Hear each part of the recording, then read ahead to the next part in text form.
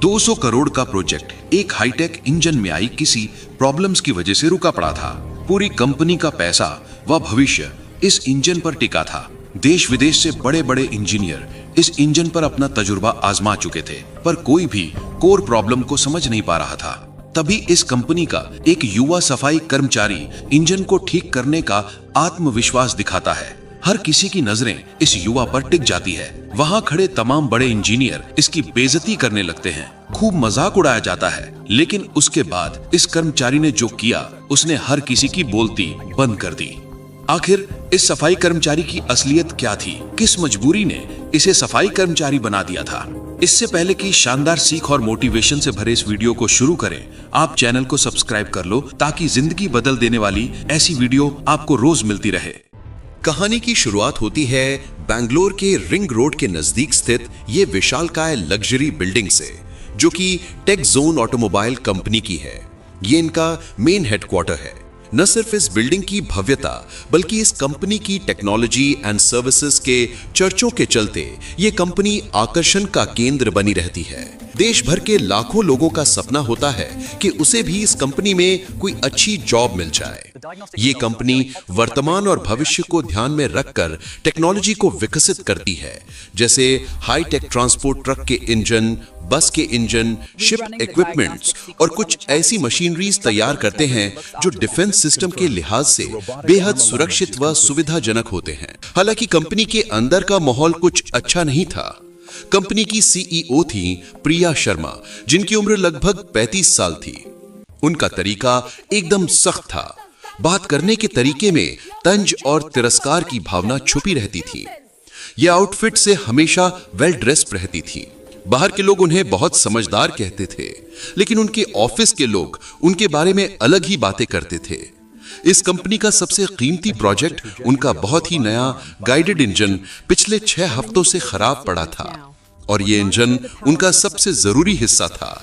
3 साल की मेहनत और करीब 200 करोड़ रुपए की लागत से तैयार हुआ था ये प्रोजेक्ट।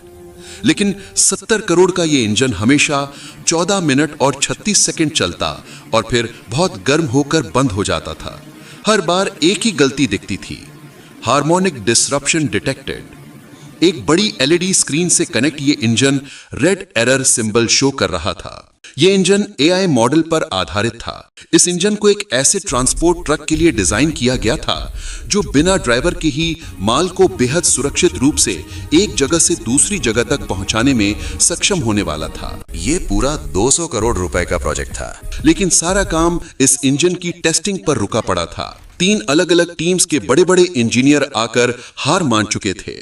ये इंजीनियर हार्वर्ड व स्टैनफोर्ड जैसी विश्वास लेवल यूनिवर्सिटी से पढ़े हुए थे। इंजन के डिजाइन पर बहुत नॉलेज थी इनके पास, लेकिन उनका ज्ञान भी इस इंजन के सामने कुछ काम नहीं आ रहा था। बड़ी बड़ी डिग्री वाले इस इंजन के सामने फेल हो रहे थे। वो भी असल प्रॉब्लम को समझ नहीं पा रहे थे। इधर प्रिया शर्मा की टेंशन हर दिन बढ़ती जा रही थी। अगर ये इंजन जल्दी ही ठीक ना हुआ तो कंपनी को 500 करोड़ रुपए का नुकसान हो सकता था और उनका मार्केट में दबदबा खत्म हो जाता। ये काफी बड़ा प्रोजेक्ट था जिससे कंपनी का भविष्य निर्धारित होने वाला था। इसी कंपनी में दीपक मौर्य नाम का एक सफाई कर्मचारी था, जो कि पिछले 4 सालों से इस कंपनी में कई उतार चढ़ाव देख चुका था। ये काम तो सफाई का करता था, पर इसकी नजरें, इसका दिमाग यहाँ की टेक्नोलॉजी को निहारती रहती थीं। दिमाग से इतना तेज कि जिस भी काम को ध्यान से देखता ये उसे सीख लेता था। ऑफिस के सफेद फर्श से लेकर कॉन्फ्रेंस रूम के अंदर रखे हुए कांच के बर्तन तक दीपक मौर्य हर जगह जाता था। कहने को तो ये कंपनी में हर जगह दिखता था, पर फिर भी ये हर एम्प्लॉय के नजरों से ओझल ही रहता, यानी कोई भी इस पर ध्यान नहीं देता। ये जब भी कोई टेक्निकल नॉलेज बताता तो एम्प्लॉय उसका मजाक उड़ाने लगते, उसे डांटकर भगा देते। कोई भी उसे सीरियस नहीं लेता। दीपक के पास एक छोटे कॉलेज से इंजीनियरिंग की डिग्री थी। उसने ये डिग्री बड़े सपनों के साथ ली थी, लेकिन जिंदगी में हालात कुछ ऐसे बन गए जिसने उसे एक सफाई कर्मचारी बना दिया। क्योंकि उसकी मां को फर्स्ट स्टेज कैंसर था, जिसका इलाज तो था पर वो बहुत महंगा था और हर इलाज का खर्चा इतना ज्यादा था कि अगर वो बड़ा इंजीनियर बनने का सपना देखता तो मां का इलाज रुक जाता। उसने अपना सपना नहीं चुना बल्कि मां का इलाज चुना, जिसके लिए पैसे जोड़ने के लिए वो कोई भी काम करने के लिए तत्पर हो गया। हालांकि इस कंपनी से अच्छी जगह कोई हो ही सकती थी जहां उसे कुछ न कुछ सीखने को मिलता था। इसीलिए वो कहीं और काम न करके इस कंपनी में सफाई कर्मचारी बन गया। दीपक दिन भर ऑफिस में रहता, लेकिन उस इंजन की आवाज उसे हमेशा सुनाई देती थी। रात को जब सब लोग घर चले जाते और वो कॉन्फ्रेंस रूम का सफाई करता, तो वो चुपके से इंजन के ब्लूप्रिंट्स पढ़ता था। उस इंजन का दिमाग सफाई में नहीं, उसके डिजाइन में लगा रहता था। उसने देखा कि इंजन जर्मनी में छोटे यूनिट में बना था, लेकिन उसका एआई सॉफ्टवेयर अमेरिका के बड़े यूनिट्स में सेट किया गया था। एक छोटा सा यूनिट बदलने का फर्क एक बड़ी गलती पैदा कर रहा था। दीपक का जीवन बड़ा संघर्ष भरा रहा। 9 साल की उम्र में दीपक के पिता चल बसे। तब से माँ और दादाजी की देखरेख में ही दीपक पला बढ़ा। दीपक की पढ़ाई लिखाई से लेकर घर के तमाम खर्चों को दादाजी ही पूरा करते। दादाजी का एक पुराना गैराज था। दीपक पढ़ाई लिखाई में बहुत अच्छा था, तेज बुद्धि का था। वो अक्सर स्कूल से आकर अपने दादाजी के गैराज पहुंच जाता और उनके काम में हाथ बटाने लगता। दादाजी उस इलाके के सबसे पुराने और जाने माने मैकेनिक थे। उनका तजुर्बा, उनका हुनर काबिले तारीफ था। वो इंजन की आवाज सुनकर ही बता देते कि दिक्कत क्या है। वहीं दीपक भी कुछ कम नहीं था। दादाजी जैसा हुनर तो मानो उसे विरासत में मिल गया हो। दादाजी जब भी किसी गाड़ी को ठीक कर रहे होते तो वो बड़े ध्यान से देखता, वो चीज को बारीकी से समझता। दादाजी भी उसे छोटी बड़ी बारीकियां बताने लगे।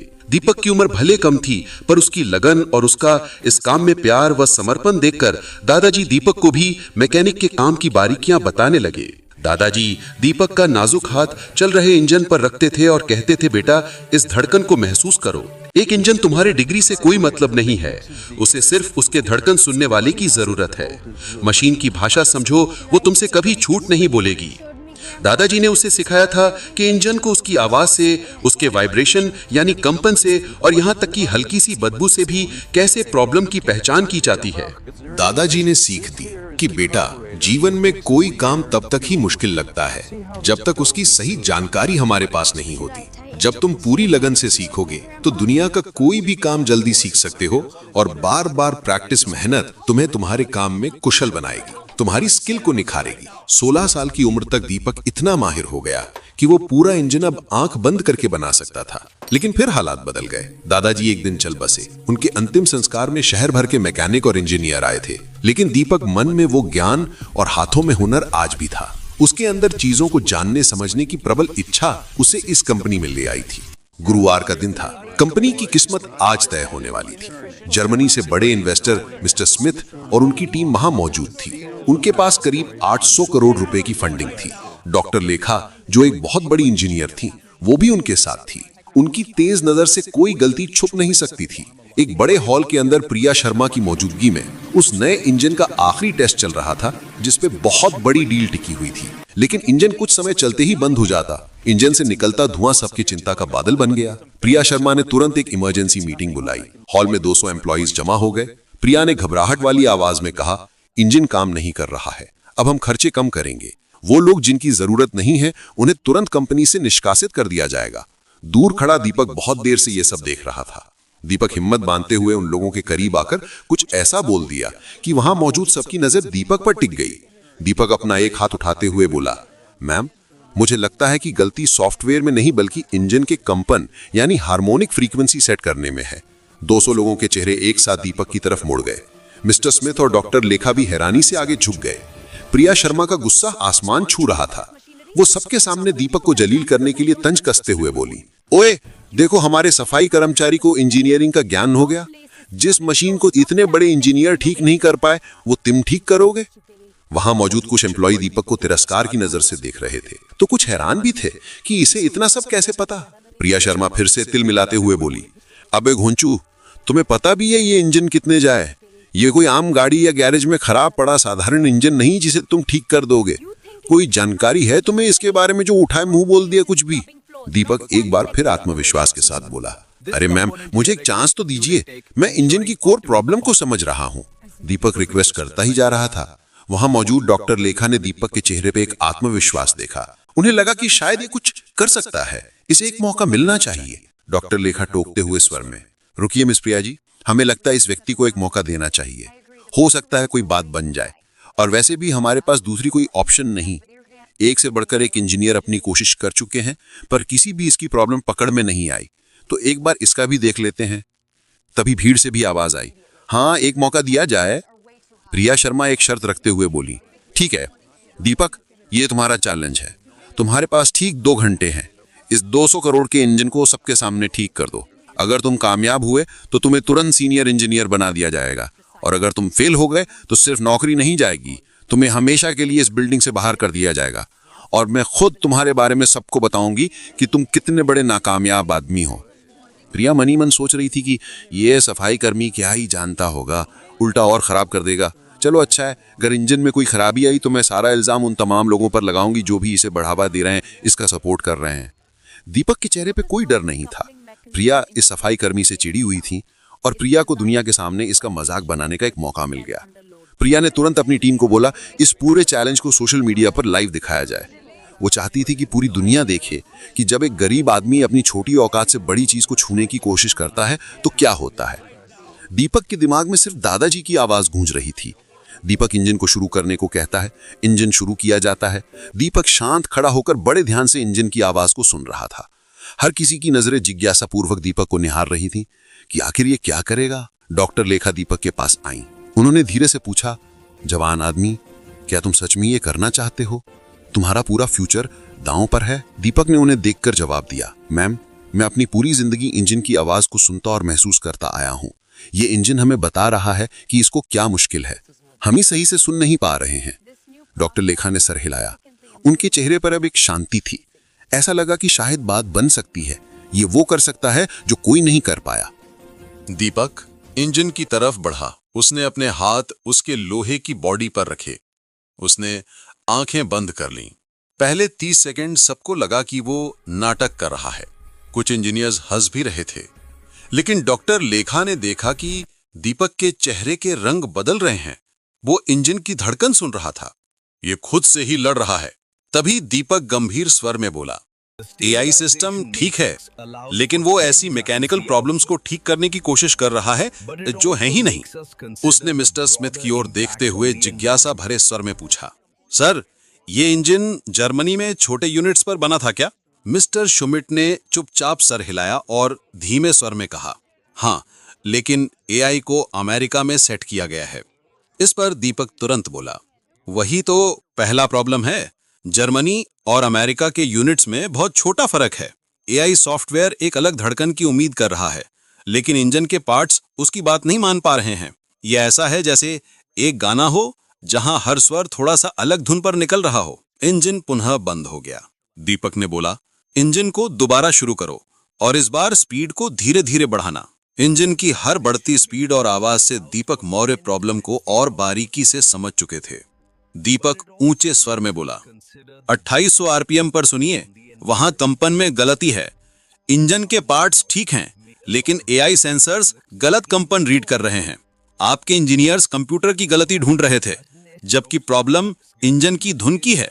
इतना कहते हुए दीपक टेबल की ओर बढ़ा जिस पर इंजन डिजाइन के हर पार्ट्स को कैसे सेट किया गया है, इनसे संबंधित पेपर्स पड़े हुए थे। दीपक पहले भी इन पेपर्स को देख चुका था, पर अब वो प्रॉब्लम को समझने और समझाने के नजरिए से उन पेपर्स का गौर से निरीक्षण करने लगा। दीपक को फॉल्ट समझ आ चुका था। दीपक पूरे आत्मविश्वास से उन पेपर्स को उठाकर आगे बढ़ा और कहा, जर्मनी में छोटे हिस्सों की बनावट बहुत ही परफेक्ट थी, लेकिन अमेरिका का एआई सिस्टम थोड़ी ढीली बनावट की उम्मीद कर रहा था। यहाँ छोटी सी गड़बड़ थी जिससे पूरा इंजन बंद हो रहा था। विशाल रस्तोगी, जो बड़ा इंजीनियर था, उसने भी जब क्रॉस चेकिंग करते हुए ये सब देखा तो उसने भी इस बात को समझा कि हाँ, चीजें तो ऐसी ही हैं। उसका चेहरा हैरानी से भर गया। उसने धीरे से माना कि दीपक सही कह रहा है। मिस्टर स्मिथ ने भी कुछ देर जांच करने के बाद सर हिलाया। ये सफाई कर्मचारी नहीं था, ये एक बहुत अच्छा इंजीनियर था। डॉक्टर लेखा ने जिज्ञासा भरे मन से दीपक से पूछा, चलिए माना कि इसकी कोर प्रॉब्लम आपने पकड़ ली, पर अब इसे ठीक कैसे करेंगे? दीपक ने हल्का मुस्कुराते हुए कहा, आप निश्चिंत रहें, इसके प्रॉब्लम का सलूशन भी है, और सबसे बड़ी बात, उसके लिए किसी महंगे सॉफ्टवेयर या बॉडी पार्ट्स को रीडिजाइन करने की आवश्यकता नहीं पड़ेगी। कोई महंगा खर्च नहीं है। दीपक की बातें सभी को अनसुलझी पहेली की तरह लग रही थी कि आखिर ये कहना क्या चाहता है। दीपक एक अलमारी के पास गया जो कई छोटे बड़े जरूरी टूल्स और मशीन बॉडी पार्ट से भरा पड़ा था। दीपक वहां से एक छोटी सी मेटल की डिस्क निकाल कर लाया जो हॉकी पक जितनी थी। ये सबको दिखाते हुए दीपक कहने लगा, ये एक हार्मोनिक डैम्पनर है। इंजन और एआई दोनों ठीक हैं। इन्हें सिर्फ एक दूसरे की भाषा समझाने वाले की जरूरत है। ये छोटी सी चीज कंपन के फर्क को जोड़ देगी। दोनों के बीच तालमेल व संतुलन बनाने के लिए इसका अहम रोल होगा। प्रिया शर्मा का घमंड पूरी तरह से टूट गया। वो बोल पड़ी, तुम कह रहे हो कि ये 3000 रुपए का मशीन पार्ट हमारा मिलियंस का प्रॉब्लम ठीक कर देगा? तुम्हारा दिमाग तो खराब नहीं हो गया? कुछ भी बोले जा रहे हो। दीपक ठंडे और शांत स्वर में बोला, सबसे अच्छे हल हमेशा सबसे आसान होते हैं मैम। इसके बाद दीपक इंजन के एक पार्ट्स बाहर निकालता और इस डैम्पनर को उसमें सेट करने लगता। वो इतनी बारीकी से इस कार्य को अंजाम दे रहा था कि हर कोई वहां उसकी कार्य कुशलता की तारीफ बांध रहा था। दीपक ने पूरी सफाई के साथ 12 मिनट में डैम्पनर इंजन में सेट कर दिया और पार्ट्स को इंजन में पुनः जोड़ दिया। उसके हाथ वही पुरानी दादाजी की सिखाई मेहनत बता रहे थे। इसके बाद दीपक कुछ सेकंड के लिए इंजन के सामने हाथ जोड़कर आंखें बंद कर मन ही मन प्रार्थना करता है, मानो वो दादाजी से आशीर्वाद मांग रहा हो। आंखें खोलते ही दीपक गंभीर व संधे हुए स्वर में बोला, इंजन टेस्ट के लिए रेडी है। घड़ी में 1 घंटा 47 मिनट ही हुए थे। उधर दीपक की ये तमाम हरकतें सोशल मीडिया पर लाइव दिखी जा रही थी। हर किसी की नजरें, फिर चाहे वो सोशल मीडिया पर या वहां मौजूद सभी एम्प्लॉय इंजीनियर, हर कोई जिज्ञासा भरी नजरों से उस पल को निहार रहा था कि क्या इंजन ठीक से चलेगा अब। डॉक्टर लेखा ने बोला, इंजन चालू करो। पूरे रूम में शांति थी। चाबी घूमी और जब इंजन चालू हुआ तो आवाज में फर्क साफ था। अब आवाज में एक गहरा और स्मूथ कंपन था। स्क्रीन पर हमेशा की तरह लाल और पीली लाइट्स नहीं, सिर्फ हरी लाइट्स थीं। इंजन का टेम्परेचर बिल्कुल सही था। डॉक्टर लेखा की आंखों में खुशी से चमक उठी। उन्होंने कहा, 40 साल में मैंने इतनी साफ रीडिंग कभी नहीं देखी थी। इंजन अब 97.3% अच्छे से चल रहा है। ये तो अद्भुत है, विश्वास नहीं होता। प्रिया के चेहरे का रंग उड़ गया, लेकिन वो फिर भी हार नहीं मानी। वो ऐंठते हुए कड़क शब्दों में बोली, ठीक है चल रहा है, लेकिन क्या ये ट्रक को चला सकता है? उसने नीचे खड़े बड़े ट्रक की तरफ इशारा किया। दीपक ने सिर्फ सर हिलाया और बोला, हाँ मैम। इंजन की पावर ट्रक के सिस्टम्स में चली गई। पहली बार 6 हफ्तों में वो बड़ी गाड़ी चालू हो गई। वो ट्रक पार्किंग से बाहर निकला।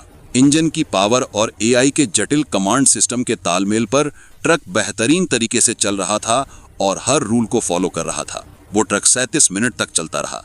मिस्टर स्मिथ और उनके साथी बहुत खुश हुए। ये परफॉर्मेंस उनके सारे पुराने प्लान से भी बेहतर थी। डॉक्टर लेखा ने जब इंजन बंद करने को कहा तो पूरे रूम में सबने सुकून की सांस ली। 6 हफ्ते की नाकामयाबी सिर्फ 1 घंटा 47 मिनट में ठीक होकर बड़ी सफलता में बदल गई थी, और वो भी एक सफाई कर्मचारी के हाथ से। डॉक्टर लेखा आगे बढ़कर दीपक से हाथ मिलाया। तुम्हारी समझ और हल दोनों बहुत अच्छे थे।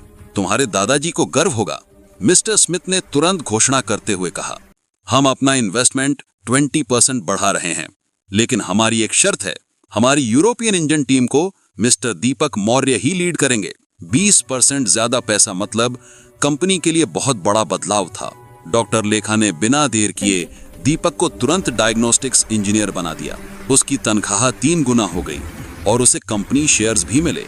दीपक की आंखों में कामयाबी की चमक के साथ खुशी के 2 आंसू भी थे। दीपक अब दिखने वाला सफाई कर्मचारी नहीं, वो कंपनी का सबसे जरूरी इंजीनियर बन गया। प्रिया शर्मा खिड़की के पास एकांत खड़ी थी। उसका लाइव स्ट्रीम अभी भी चल रहा था, लेकिन लोग अब उसे ही गुस्सा दिखा रहे थे। लोग रोहन की तारीफ कर रहे थे और प्रिया के घमंड पर सवाल उठा रहे थे। 2 हफ्तों के अंदर सारी चीजें बदल गईं। बोर्ड ने प्रिया की लीडरशिप पर सवाल उठाए। उसके पुराने ईमेल्स जिसमें उसने रोहन की बेइज्जती की थी, सबूत बन गए। प्रिया शर्मा को सीईओ की पोस्ट से हटाकर सिर्फ स्ट्रेटेजिक एडवाइजर बना दिया गया। उसकी तनख्वाह भी बहुत कम हो गई और उसके सारे बड़े फैसले लेने की पावर छीन ली गई। उसे एक बड़ी गलती का सामना करना पड़ा। दीपक की जिंदगी पूरी तरह बदल गई। उसको नया ऑफिस, नई कार और सबसे ज्यादा इज्जत मिला। कंपनी ने एक नया नियम बनाया कि अब हर एम्प्लॉय की बात को, चाहे वो किसी भी छोटी पोजीशन पर हो, ध्यान से देखा जाएगा। रोहन की कहानी की वजह से कंपनी का स्टॉक भी 15% बढ़ गया। 6 महीने बाद दीपक अब जर्मन इंजीनियर्स के साथ मिलकर काम कर रहा था। उसकी मां का इलाज अब पूरा हो चुका था।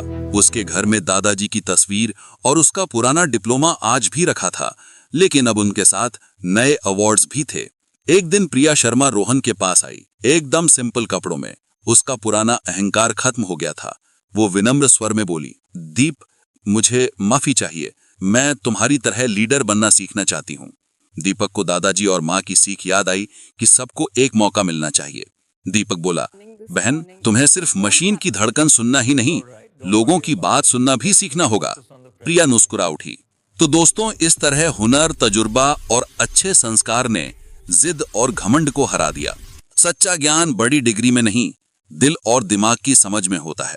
अगर आपको ये कहानी पसंद आई तो प्लीज इस चैनल को लाइक, सब्सक्राइब करना मत भूलिएगा। आप हमारी वीडियो किस शहर से देख रहे हैं, कमेंट में जरूर बताएं।